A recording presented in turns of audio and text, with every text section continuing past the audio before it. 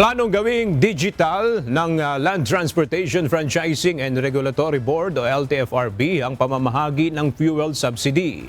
Partikular ito sa sektor ng mga pampublikong transportasyon na apektado ng pagtaas ng presyo ng petrolyo. Alamin natin ang detalye sa report ni Asher Cadapan Jr. Live. Asher, paano ipatutupad ng LTFRB itong digital distribution ng ayuda sa mga PUB operators?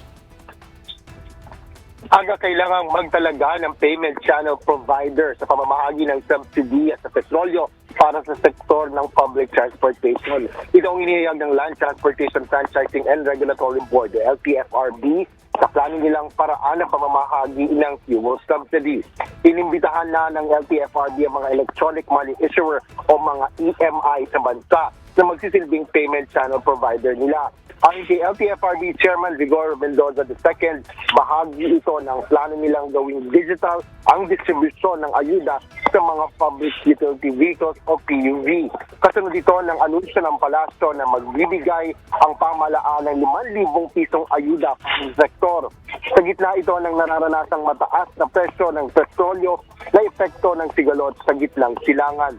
Paliwanag ng opisyal, layon ito na tiyaking episyente, secured at transparent ang pamamahagi ng tulong pinansyal sa mga benepisyaryo ng naturang programa.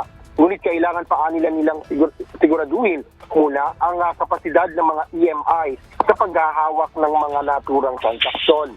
Kinumpirma naman ng LTFRB na nagpadala na sila ng mga sulat sa mga EMI na accredited ng Bangko Sentral para sa kanilang partisipasyon sa proseso. Kailangan lang ng mga payment channel provider na magkumite sa LTFRB ng letter of intent. Gayun din ang iba pang mga dokumento na kinakailangan na magpapatunay na lehitimo at may kapasidad silang humawak ng digital payment.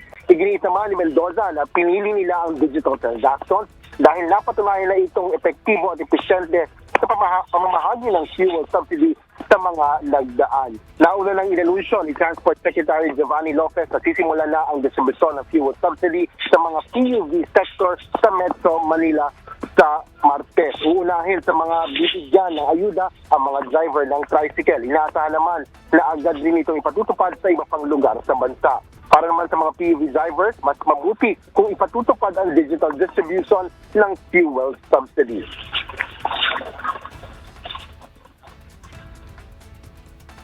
Abala nga pa po yan kung pupunta pa ng mga station kung Gcash na lang, mas hindi abala. Mas makakabuti yun. Kasi pagkalo, pipila pa kami, mahaba kasi. Kaya, para diretso pagkalo, Gcash na lang habang nasa biyahe. Yan ang latest dito sa Quezon City. Balik sa'yo, Aga. Maraming salamat, Asher Cadapan Jr.